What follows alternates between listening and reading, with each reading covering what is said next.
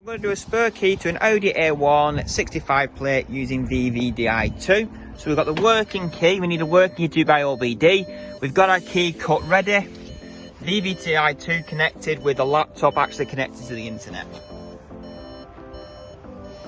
Okay, so we're going to open up VVDI2.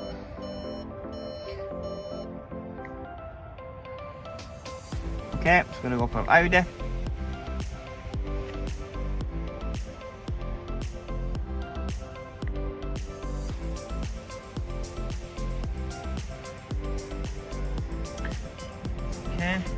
And we need to go to, that's just an update, G. Keylearn, fourth immobiliser housing, and there's two options here. You've got A1 there, and then one at the bottom one. It says from 14 plate onwards. That's the one we're going to need. See there? So we'll click that, and then we're going to click Diag. So it finds the car system. Brilliant, we're connected. And we're going to click Read EEPROM Flash. Read EEPROM, next. Switch ignition on with the working key. We have login method 1. Okay, and you'll see the dash going dark. That's normal, why it's logging into the car system. Okay, so just leave it to do it. Dash has come back on, and we're going to be in now. Okay, so once you go into service mode, it's going to come up with the data, reading the data now.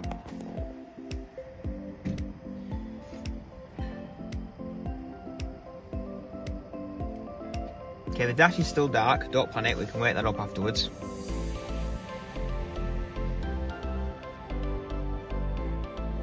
Brilliant, so we've got that. It says reset intro at the end, not now. You need to save the file.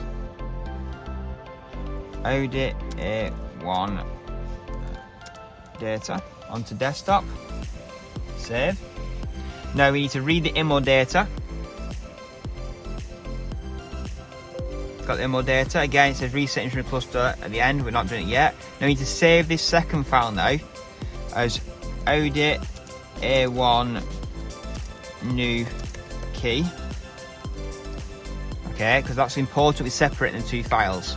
Okay, now let's wake the instrument cluster up. So we click this button, dash will wake up.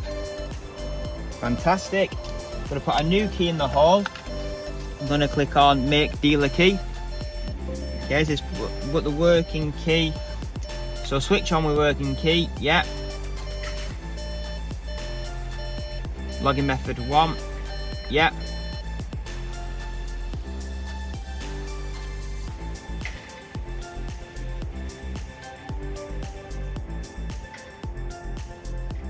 I think on these, this one's preferring login method 3.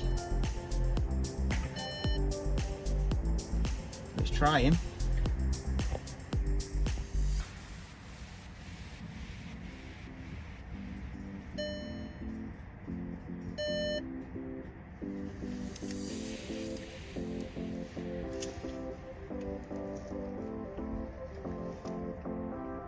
So we've got the two files saved here.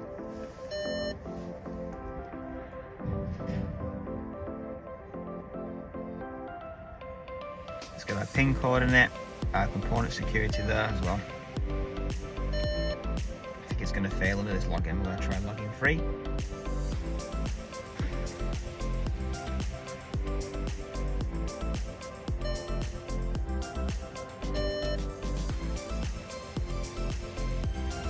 So what it'll try and do is it'll keep putting the clocks into like bootloader mode for about 5 or 6 turns before it'll tell you it's failed. There's it's failed, so it's fine. We're gonna go make dealer key again. We need to reset instrument cluster. Oh no, we don't. It's come back on itself. Make dealer key.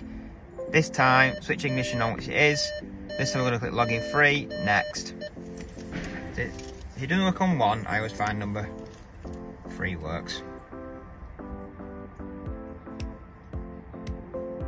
There we go. So it's reading the data. Now it says prepare normal key, that's correct. So put our key in there. But yes. Now it says, are you sure you want to make it? The other key, yes. Right.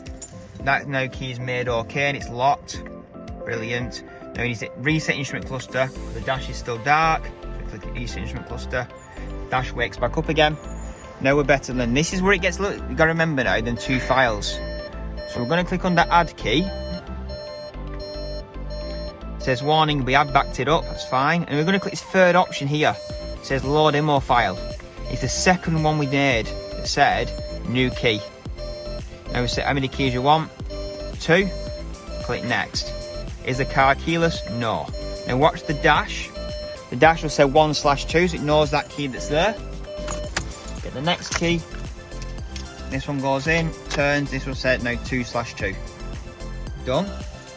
Now you press OK. When it's finished, it's going to store the key data here.